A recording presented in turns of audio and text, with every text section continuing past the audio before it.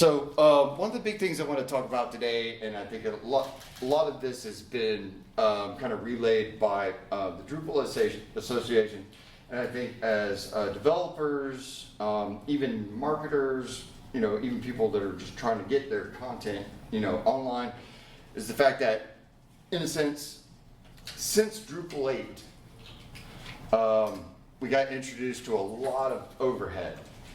Introduction of Symfony and a lot of things, and that, in a sense, created a big space to where we need a site, and developers had to go, I will try to get something stood up in fastest, 60 days, if you could do that, because that also means that you have to, you have to stand up, the hosting, so you have to figure out what vendor you're working with, or even if you're doing your own hosting, AWS, GCP, Azure, all that stuff. And I think everything, kind of in a sense, Drupal became pretty much enterprise, which was good for Drupal, but for small businesses, SMBs, they're like, we don't have a starting point. We don't have the money to be able to stand this up. And so, I think, especially this year and, the introduction of Drupal CMS, the Starshot project and all of that, we're trying to get to a point to where we can use more tools to be able to stand things up quicker, so developers spend less time having to do all the overhead work up front, and we can do things in a matter of hours or minutes. And honestly, and I'm gonna show you something here. I'm gonna stand something up I'll just stand up a site in like 5 minutes. I'll demonstrate that. But we can reduce that overhead and get the marketers and the content creators instantly going in, and then the front end developers can go in and make everything pixel perfect. And the back end developers, we can sit back and actually focus on, performance and all the hosting and everything, without having to worry about installing all these. And there's also recipes. So yeah, we need faster builds to target site builders and marketers. That's what I'm talking about. So there's a few things out there. One of the biggest things, two biggest things, DXPR and also the Drupal Experience Builder, which is still in progress, but it's getting great by the day. I actually think they'll have something like an MVP for Vienna and DrupalCon, so that's looking good. But there's also other options like Drupal Forge, where you can pick a template and stand up a site in 3 minutes. And that's good because you can go ahead and I want to stand up a site, I want these things, boom, it's stood up. You can now go, how do we can just take that, boom, move it over to another hosting service, and now you start creating content. And then, because I'm just also always discombobulated, but DXPR is a drag and drop interface once you install it. It does have AI integration with OpenAI and Anthropic. And I did, literally 40 minutes ago, I built a recipe. So the link here, you can take that and you can download it and actually build a Drupal CMS D11 type and install that recipe, and it works. And actually, I'll switch tabs because I'll show you, not that one, this one. Yes. Stood this up with DXPR. Now you have any page, kind of familiar layout builder. I mean, if you want, you just go in, start editing your text right there on the page. So this is great for content creators and editors. They don't want to see the Drupal backend and all the node edit pages. They prefer to look at what they're editing right on the page. You think, that's what they do. They want to see it right there. I think for the longest time I've worked with newspapers and other entities, and I think the biggest challenge we had was the fact that they had to go through an editorial process through node ad pages and workflows, and then to see what they wanted to see on the page, they had to go through and then probably call one of us developers, like, can you clear the cache? My thing I just published is not like it. Like, well, we have cache, no, turn off the cache, and it's live now. I'm like, this type of system helps them work directly on the page, edit the content, and see it in the scope of, you know, what other users are also going to see. So I'm actually going to take a pause right here. Any questions right now? So I want this to be an interactive session, if you don't mind. Is that okay? Any questions? What does DXPR stand for? Pretty much Drupal experience. They don't really define it. I tried to pull it out. Okay. But it's Drupal experience. Now this, I will say that DXPR is awesome. It's a quick build, but they do have a license. So you have limited tokens, but it's like, if you get a full license, it's less than $10 a month. And I actually do pay for it because I've been working with it for a little while. But yeah, it's for that price, for what you get, it's good. Especially, you know, if you need something now, there you go. And I think for content creators, it's great for them to be able to edit right there. And this is what I consider kind of the competition with Drupal. Well, in a sense, we can show Drupal can compete with like Wix, Squarespace, and all those things. And it's open source. This service, I mean, $10 a month. I mean, you can't, that's not bad. But you can edit, create pages, create all your pages, create layouts, two columns. I mean, you know, just instantly edit right there on the page, and you're good. And you don't have to know about Drupal. Just it's all right there. Let's see.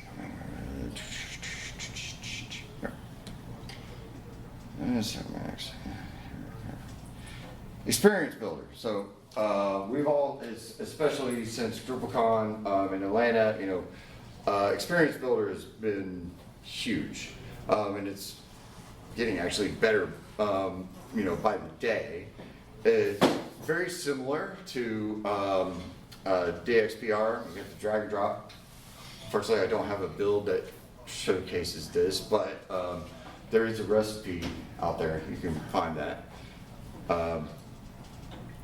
I think the best part is that, you know, if they get the MVP done by Vienna, that would be awesome, because using AI prompts to be able to, in a sense, go create me a 2-column with this content, and then give me a hero, it just does it.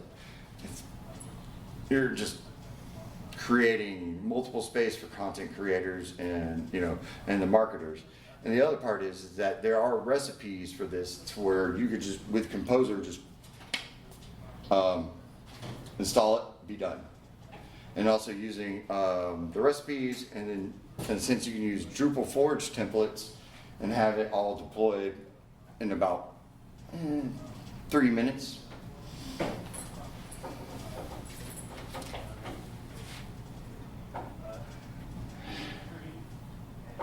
So one of the things I kind of came up with as I was working today, and I was running through my head about this session, because I was listening to Tim earlier this morning, and other messages from like the Drupal Association and other people, and I think we're on the same line of like, how do we take Drupal and get it faster?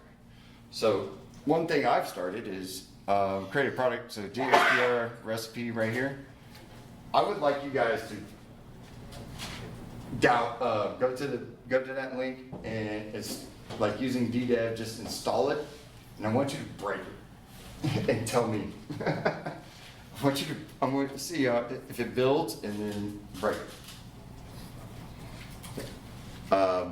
Because pretty much in a sense, what I'm going to show you here, because this kind of leads in a little bit to my next discussion. Yeah, okay, that looks good. So, I did have a build here, leading into how do we get, for developers moving faster? And we had a big discussion, yesterday at the unconference talking about AI and IDEs. And I was like, well, I'm one of those guys. I was not an adopter of AI because I'm just so old school. I just need a terminal and a text editor and access to a server. You let me know what I need to do, or Git repository. Just I need the access and I do.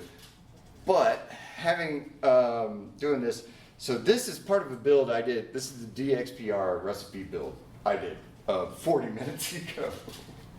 I haven't released it on D.O yet, but because I want anybody to download it, break it, send me some messages about how it is. But what's fun, going back into AI and everything, is that if I wanted to, the same build here, I can just go, as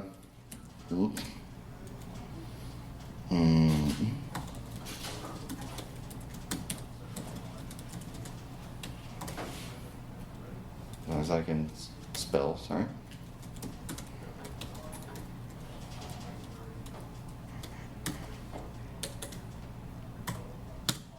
And here we go. I'm gonna let it run.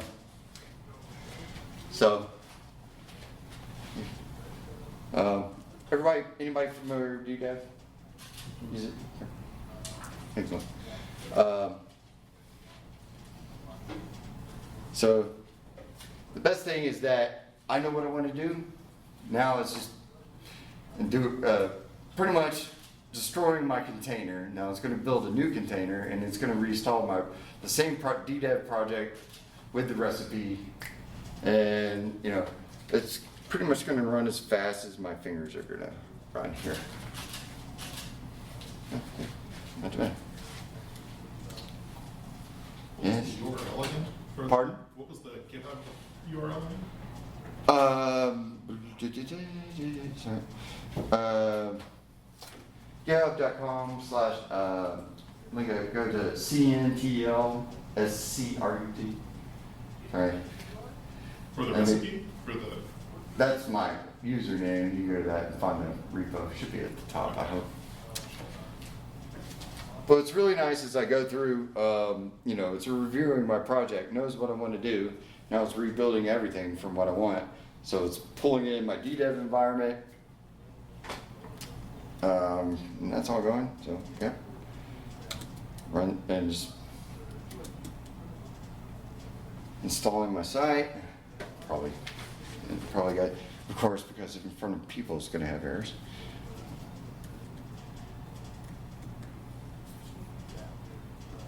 Okay, there we go. All right, Drupal 11. Okay, rebuild. Now I can build. Now it's building my composer and everything. So. And it's going to use the recipe because, at this point, I will have this on D.O, so you can, and packages, so you can actually do it like a Drupal / module name. But I'll have that done probably tomorrow. But at this point, you can pull it off my repo. But at this point, using AI, I know what to tell it. You know what the project is, and it just builds it for me. And now I'm like, all right, well, let's start the container. That's awesome.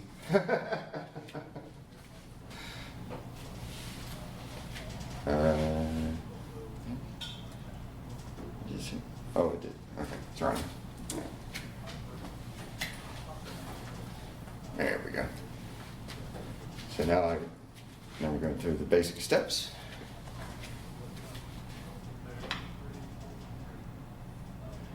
And see, notice an error. It's like, I'm going to fix it. Fix my composer. Now let's do the install.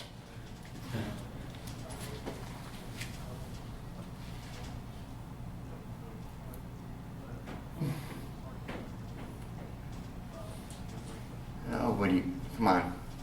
You didn't do this 30 minutes ago, but that's my favorite part is like every time. That's why I test my builds like ridiculously. I think I've run this build like 5 times. Just to make sure if I did this in front of other people, it would not look completely insane. And of course, this time. But you know, it is what it is. We good? Actually, yeah.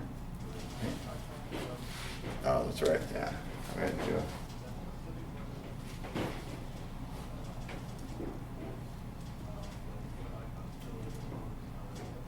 There you go. Okay, here's it. Should run that. There we go. Place the log file. Okay, so now we got an issue. So here's the fun part. It's going to give me some information. What I'm going to do is let's do the inner directory and user log file, and then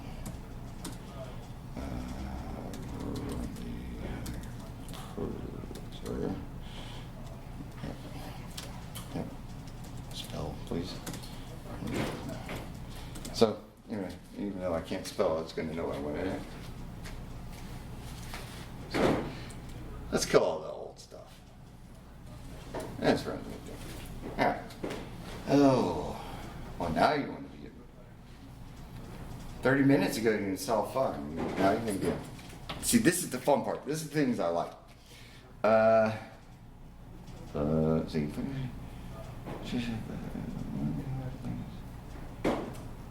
Wait.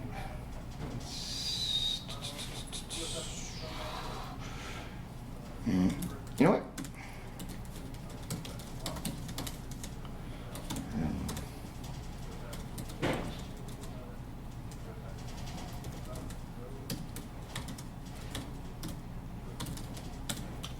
So I was just, like, you know what? You're going sideways. Let's start from the beginning.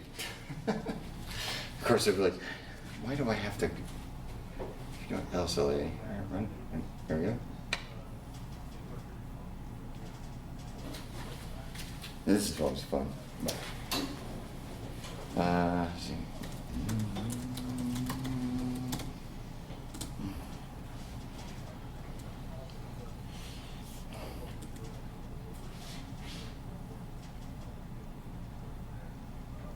Yeah.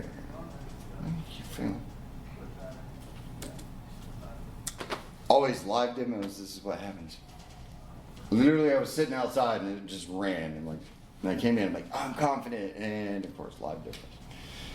But at the same time, I'll just kind of pause while I screw around here. But anybody have any questions or kind of, because I do love talking about, the introduction of AI and coding, especially that whole concept of vibe coding, how that changes, how we work as developers. So, you guys have any questions or thoughts, comments? What tool are you using here? So, this in particular, it's Cursor, the Cursor IDE, and I'm using Claude Max, Claude Sonnet 4 Max as my agent. And so this can write to the file system? Yes, it goes to the web, but it runs in my local. Yeah.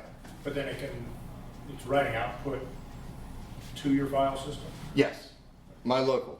And also, if I wanted to, and I've done it before, and that's actually how I did a release, it'll actually, I could make the changes, show me the changes, and it'll do, like, in a sense, like a git status, and show me the changes, and I'll go commit this, and then push it to this branch, and it'll do it. What's your Claude bill look like a month? Pardon? How much do you pay a month for your Claude access to power this? Like $20, something like that. Really not that much. And I use it heavily. Yeah, $20, something like that. I think I probably paid like a yearly thing, so it was like 200 and something, so I got a whole year. I just do an annual thing. Because, you add up the numbers, like 20 bucks, 20 times 12, well, 200 is better. But for me and the work I'm doing currently, this has been a super help. Not right now, but any thoughts, anything? I love talking about this whole new concept of like introduction of AI, because a lot of people think of it as like the developer killer, and also because so many companies are adopting it, and in a sense, pretty much replacing people with AI. But a lot of times the AI fails.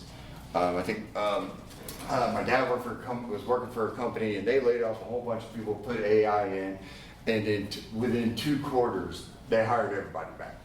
Yeah. They jumped ahead. They totally, they caught the myth and missed, what, it's kind of doing.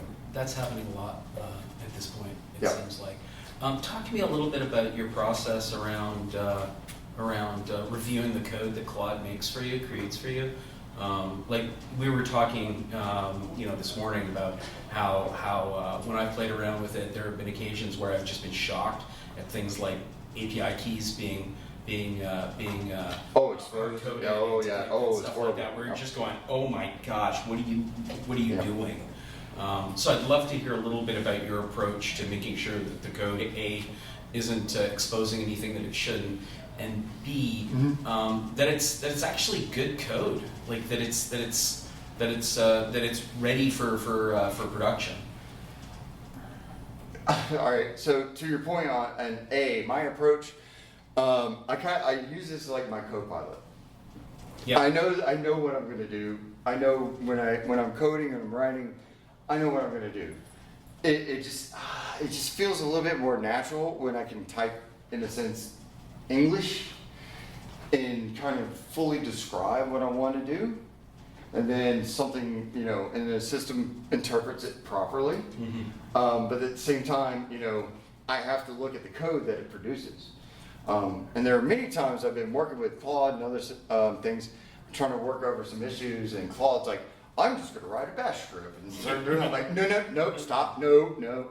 So there's a lot of times that I have to stop it, because it's like, I'm going to bypass all this and just write a bash script and go right to the Drupal deposit, SQL, database. I'm like, no.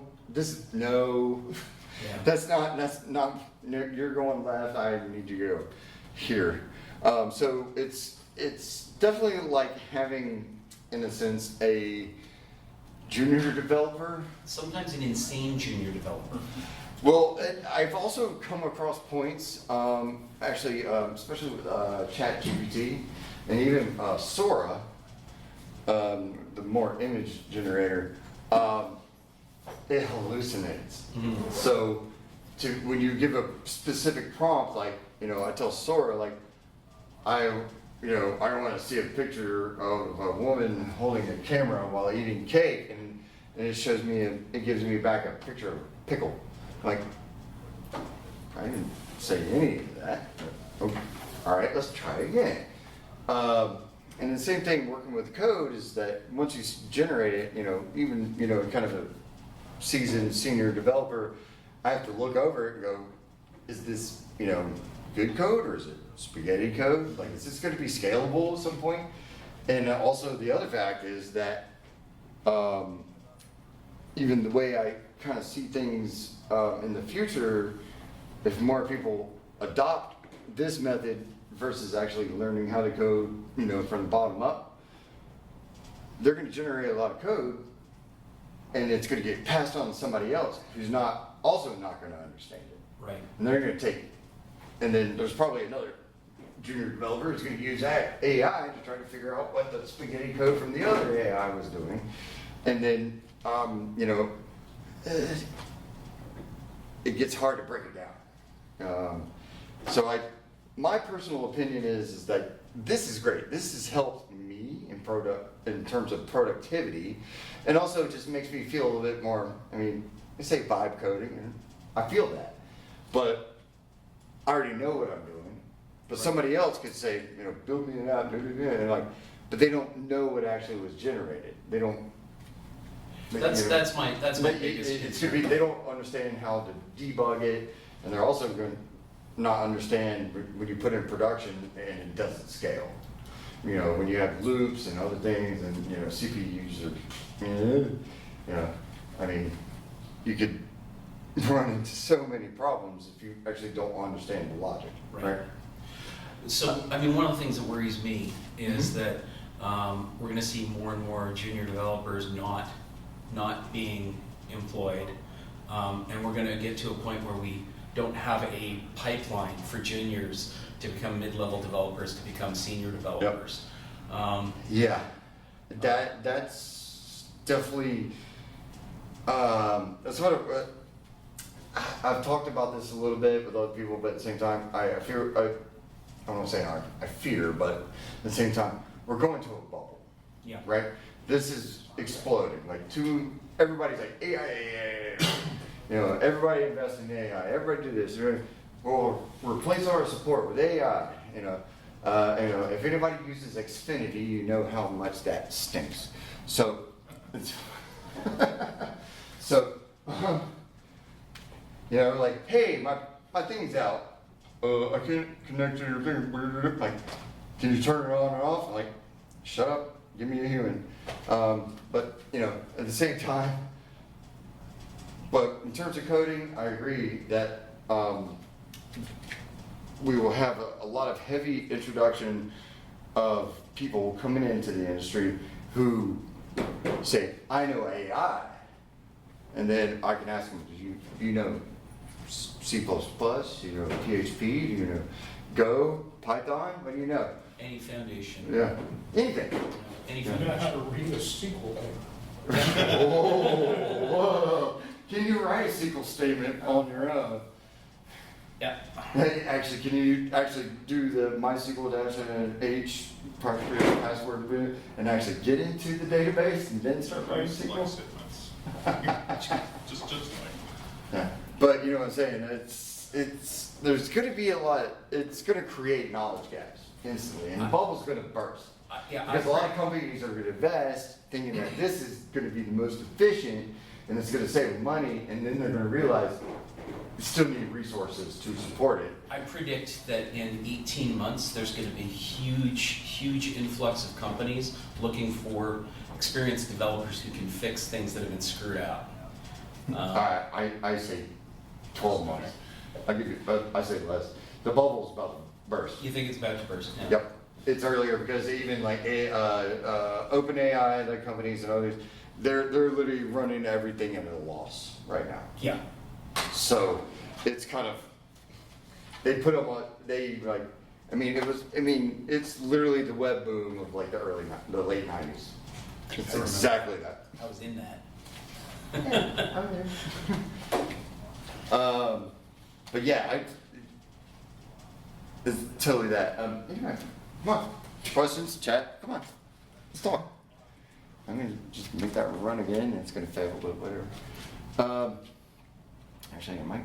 Have you considered the use cases of websites in the future with the adoption of AI? So like right now, we have a website, and most companies have websites, and you know, people go to Google, they search for things, they find your website, they come there, they consume it, they get the information they need, and they leave.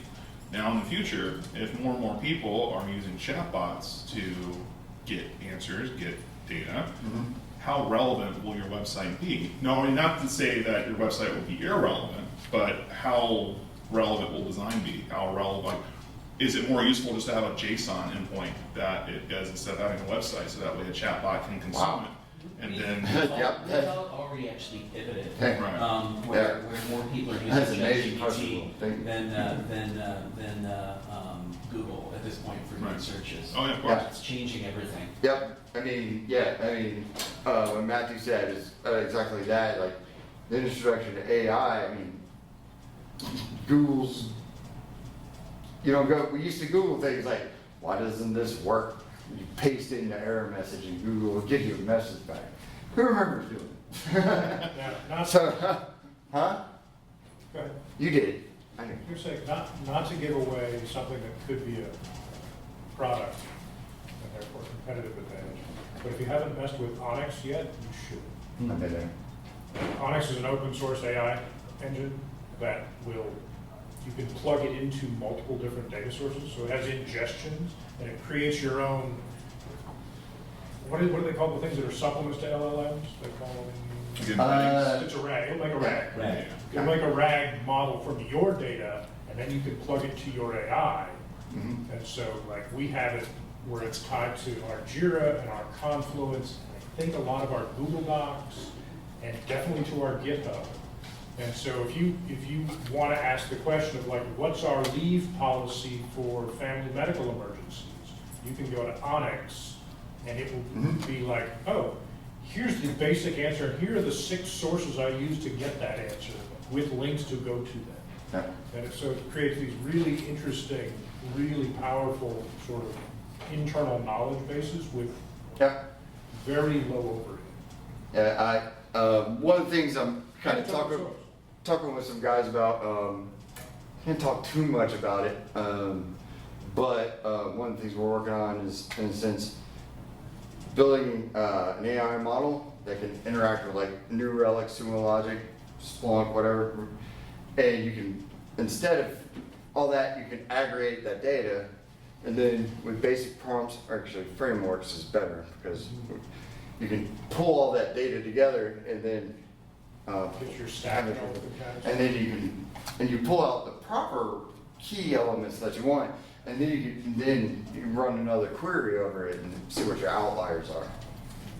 But it's a really cool project I'm working on, or been invited to work on. But at the same time, it was something I was working on at Acquia before my departures. We had a thing called Drupal, and that was, and there's no AI involved yet, but I was working on a model and then Acquia let me go, so I was like, what, mine now? But in a sense, it was AI to make the interface better, and we used Drupal to literally go across any Drupal site and aggregate the data and pull it back and generate a report that was nice and pretty to serve to customers. The other fun thing I mentioned in Will's session is if you haven't used RepoMix, Oh. which is another open source tool. So if you have the case where you want to send an entire directory of Drupal config into your LLM to ask it a question, but it can't ingest 800 files, RepoMix will Interesting. literally compress that into one file. And it's designed to allow you to ingest like an entire Git repo as a single file for a language prompt. Does that, in terms of that ingestion, that in terms of, there's the changes, but that includes all the metadata and history that it comes with, in terms of? No, it's really just the code base. Oh, okay. Really just the Code code base. base, okay. But- I've worked with some customers and still working with one customer right now. They are very picky about their metadata, Yeah. Git history and all that. Yeah. So like, could we, Let would me there be give something? you the more interesting use case first. Okay.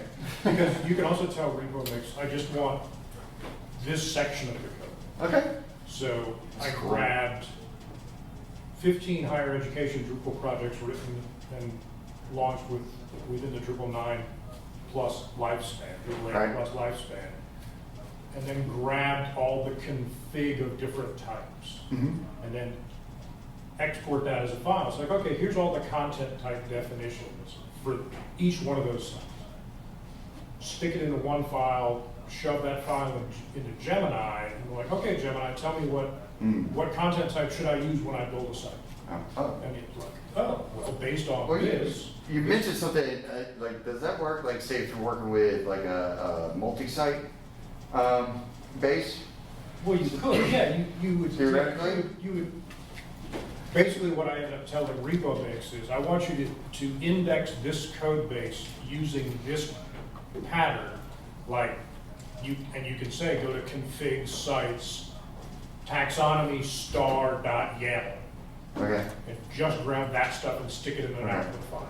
Because I'm thinking also at the same time, like, would it understand, like if you have like config split and other things in your base? Well, I mean, it's gonna- RepoMix it can work with that? RepoMix itself is just a dumb tool for aggregating massive amounts of Yeah. text Puts it all, Okay. yeah, takes a whole One file, thing. puts it all together. Right, Yeah. yeah. So so when you guys are using that tool, or you're using that just kind of like for gaining like insights, finding Yeah, well, outliers we- and we were config, or what? trying to- What's the best use Context case for that? The best use case we had for that was, we are trying to build a site marketplace template for Mhm. higher education. Please tell us the best practices that we have used over the last Okay. years I like that. based on the config that exists. And it can do that, That's cool. yeah. Yeah. That's All right. really cool. Yeah. Yeah, that's- and Google, that's just, if you didn't pretty know, tight. like, if you have Gemini's got an offshoot, I can't remember the name of it, that will ingest PDFs. And so you can give it, I also gave it like, here's 16 actually I gave it more like, here's 40 RFPs, please tell me the most common pain points for higher education websites. It can actually parse PDFs and give you like. Google has a thing that can. If you don't have access to that, you can use PDF to text, which is an open source library, PDF to text the whole thing, and then run it through RepoMix to get Yeah. a single output file, and then send that to your LLM. I mostly have been, when I'm dealing with PDFs, the biggest thing I've dealt with is having to make sure they're parsed properly into Solar. I can't remember what Google's Uh, thing is called, library or. yeah, you're right, it's like Lyra Tigra, Yeah, but it has. but that's gone, but now with Solar 8, it's embedded, No, but no, you have to pre-process. I'm talking about like Google, if you have the Google suite and you have Google Gemini, one of their tools is Gemini, but with a UI for ingesting PDF as a prompt. Mhm.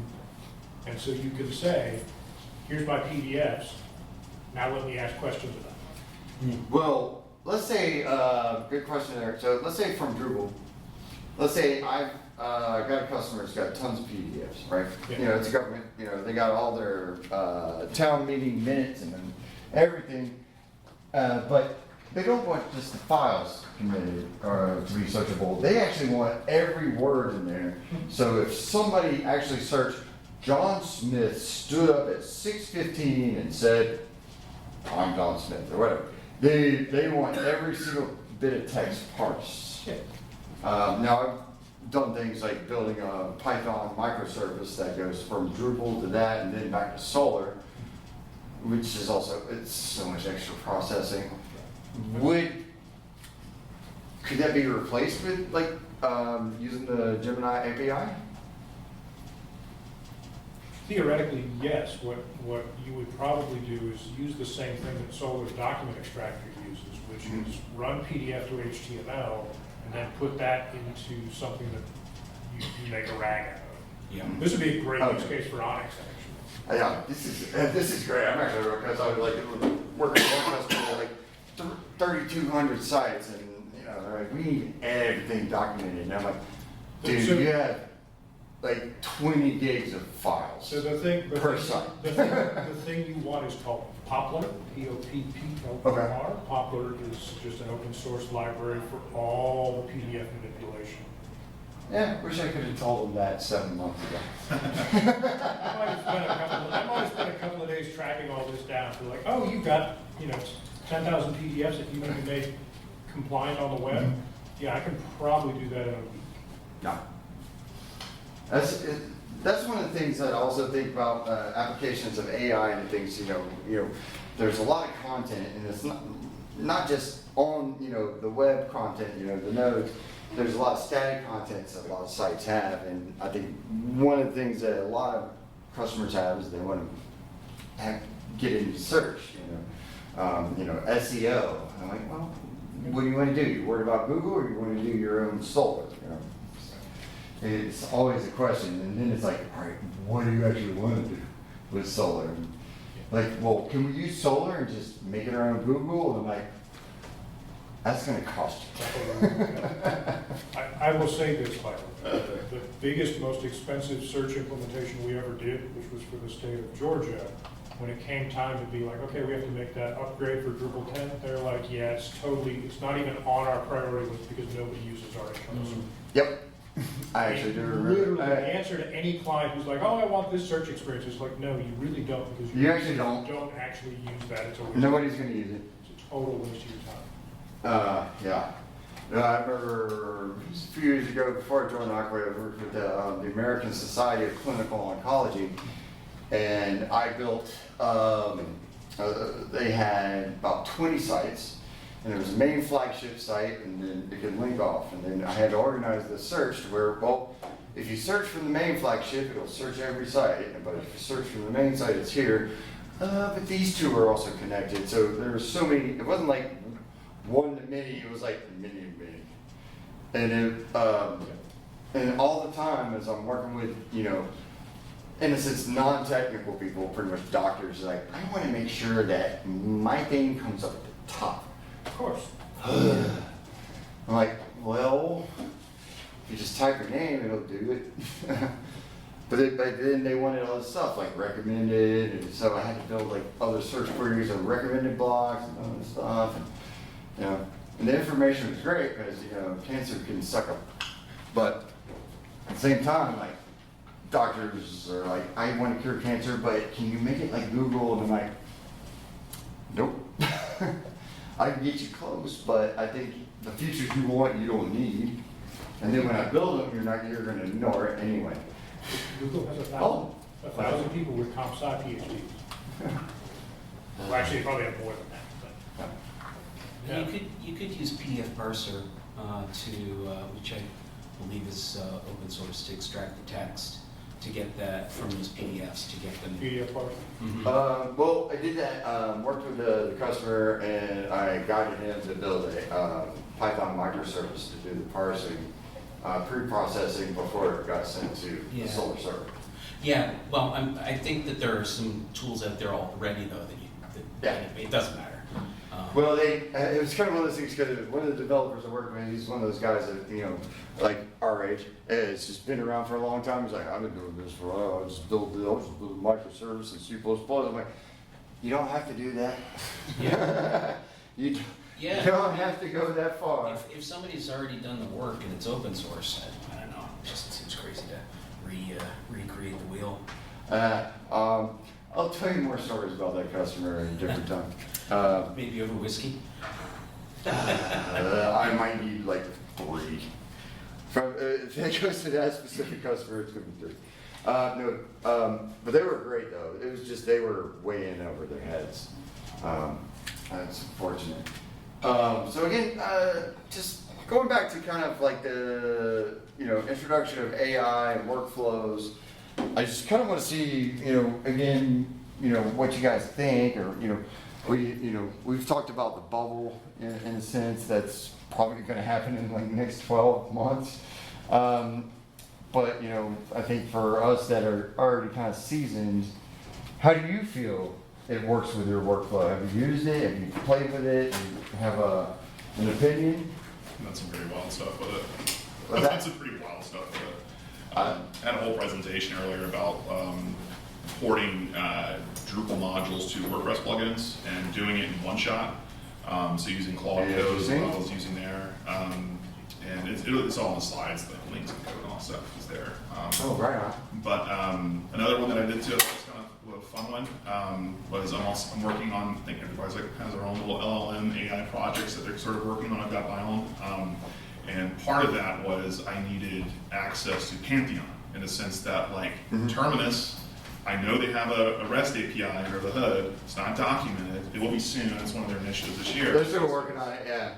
But it was funny because at DrupalCon when they announced it and their little thing, I had already reverse engineered it using Claude code, and then having to document that, and then took all that and created it into Markdown files, and I created a repo for that. So I just like slid it to them, and like, here you go.